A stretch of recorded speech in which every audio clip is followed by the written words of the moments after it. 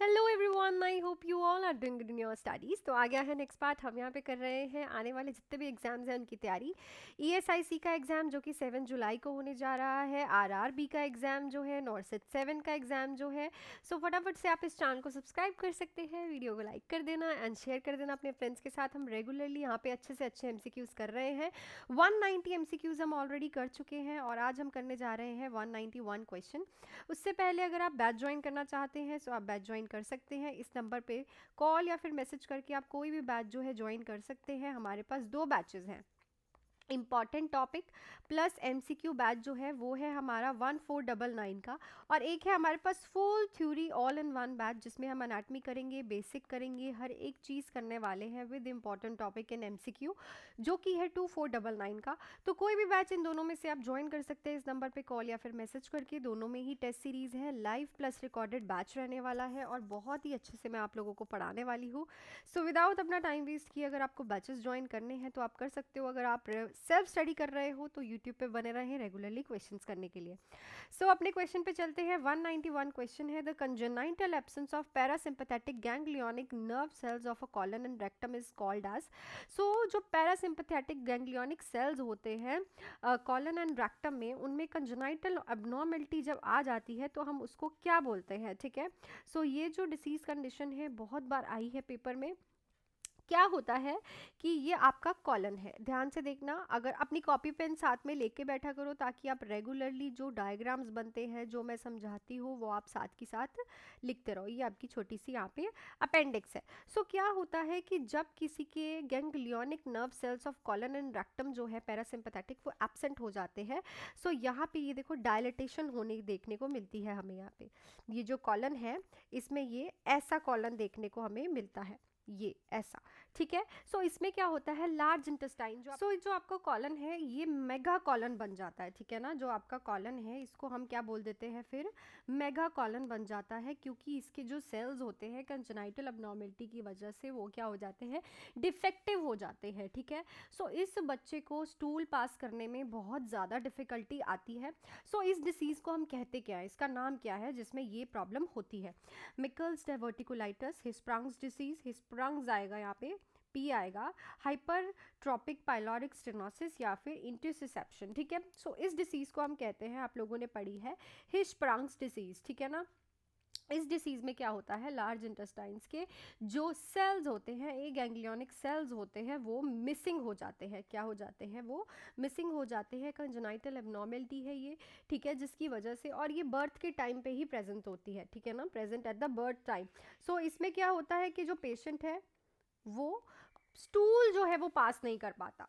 Then हाइपरट्रॉपिक pyloric stenosis के बारे में भी आपने सुना है, जिसमें जो पाइलोरिस होता है उसकी स्टेनोसिस मतलब टाइटनिंग हो जाती है। इंटरसेप्शन मतलब कि एक जो स्मॉल इंटेस्टाइन का दूसरी स्मॉल इंटेस्टाइन में, इंटरसेप्शन मतलब कि जो है टेलीस्कोपी हो जाए, सो उसको हम बोलते हैं इंटरसेप्शन। सो यहाँ पे जो राइट ऑप्शन रहेगा is your option number second.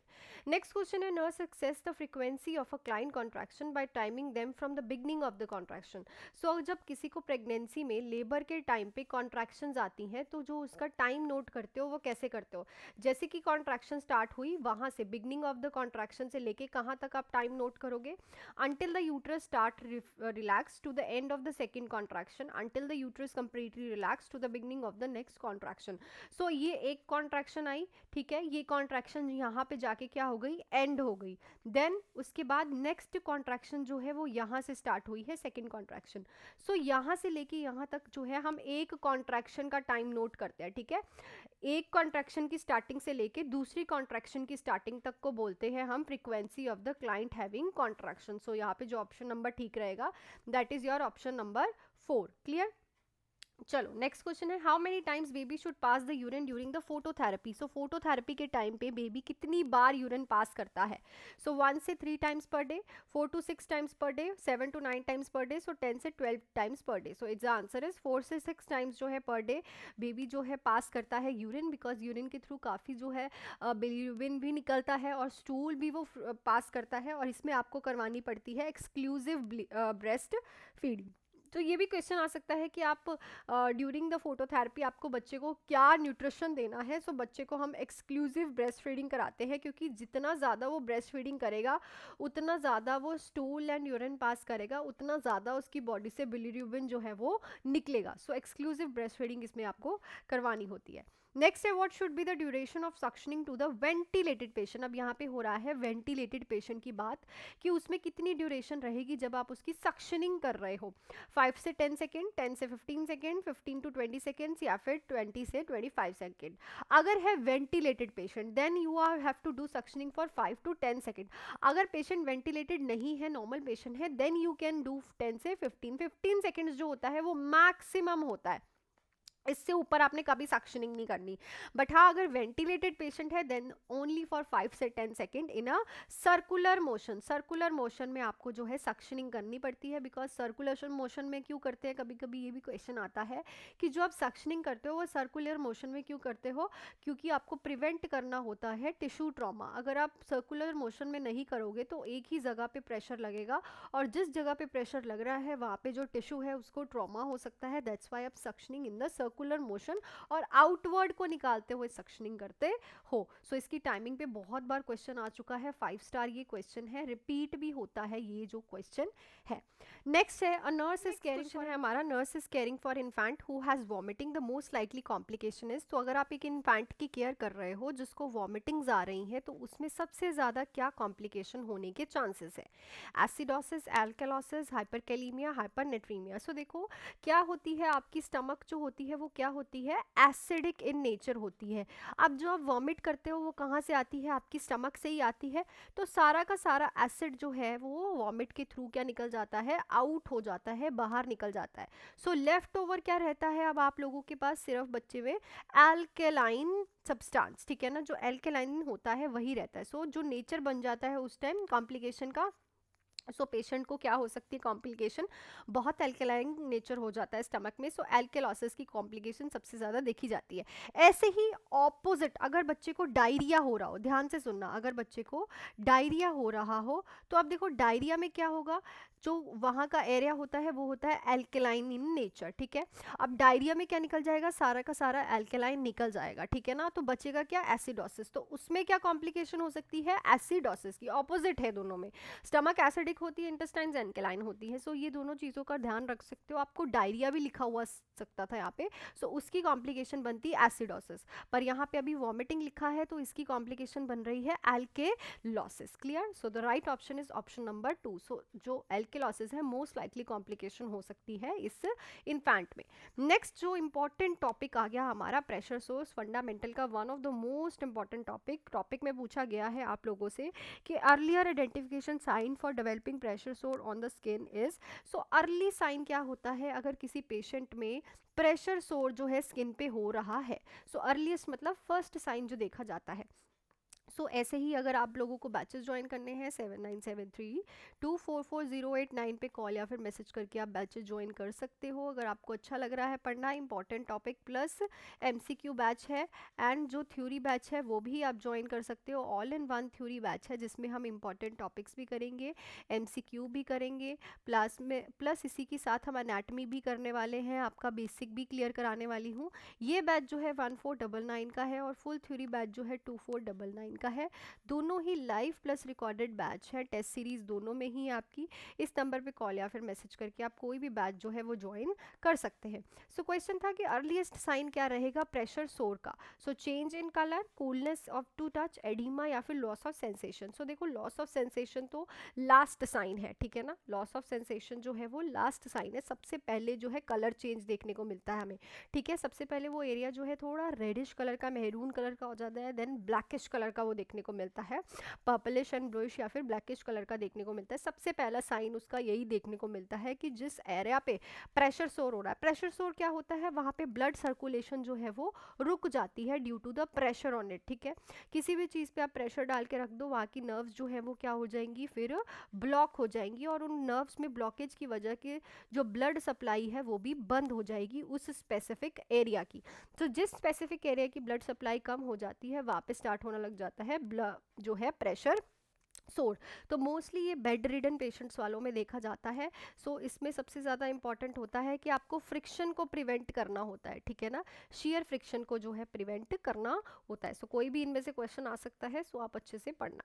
Next है, what is a recommended protocol for collection of urine for routine and microscopic examination. So इनमें से क्या प्रोटोकॉल बिल्कुल बेस्ट है अगर आप किसी का यूरिन कलेक्ट कर रहे हो फॉर माइक्रोस्कोपिक एग्जामिनेशन और a routine examination? Random sample collection, early morning mid stream urine, early morning initial stream urine, या फिर mid day mid stream urine sample. So जब भी आप किसी का यूरिन सैंपल लेते हो, so it's always a early morning लिया जाता है, और ऑलवेज क्या लिया जाता है, मिड स्ट्रीम्स, मतलब थोड़ा सा यूरिन पास हो गया, then the centre of the जो यूरिन आ रहा है वो जो सैम्पलिंग है आपको लेनी होती है। सो प्रोटोकॉल इस सैम्पलिंग के बारे में रेकमेंड करता है। नेक्स्ट पे चलते हैं। सो क्वेश्चन है, इनमें से क्या which of the following is use to assess the level of consciousness? तो इनमें से क्या यूज होता है लेवल ऑफ कॉन्शियसनेस असेस करने के लिए? अब गास्कोर, ब्रेडन स्केल, या फिर ग्लासको कॉमा स्केल, या फिर स्नेलन चार्ट। तो ये तो सब लोगों को पता होगा, ग्लासको कॉमा जो स्केल है वो यूज होता है।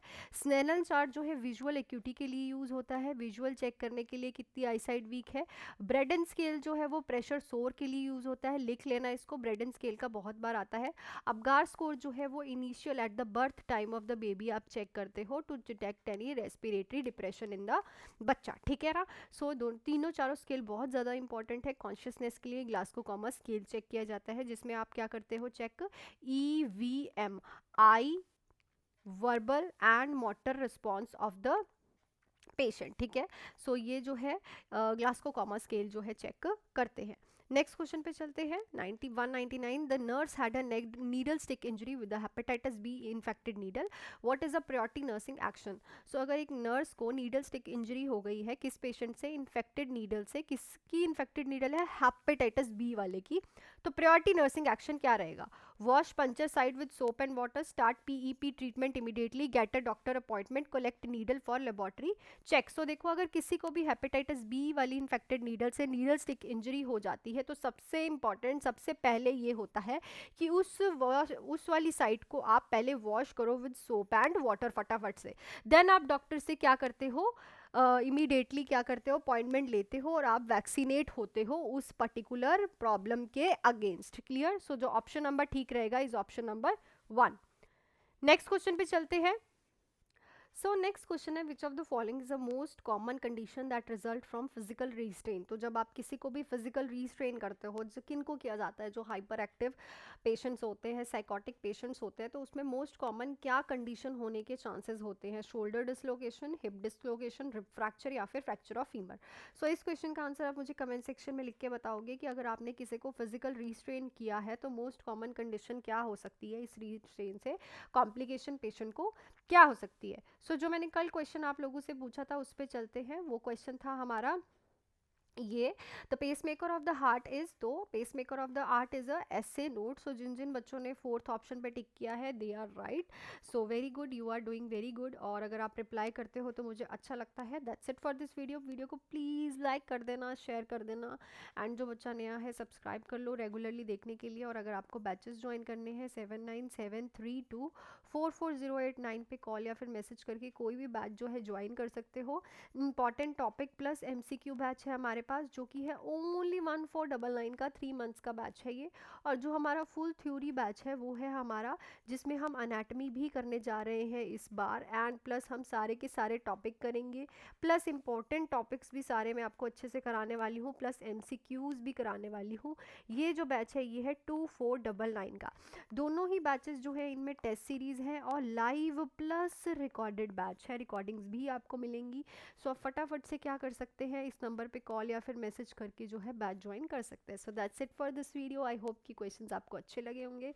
मिलती हूँ कल की वीडियो में। Till then, do hard work, make your parents proud, and all the best. Thank you.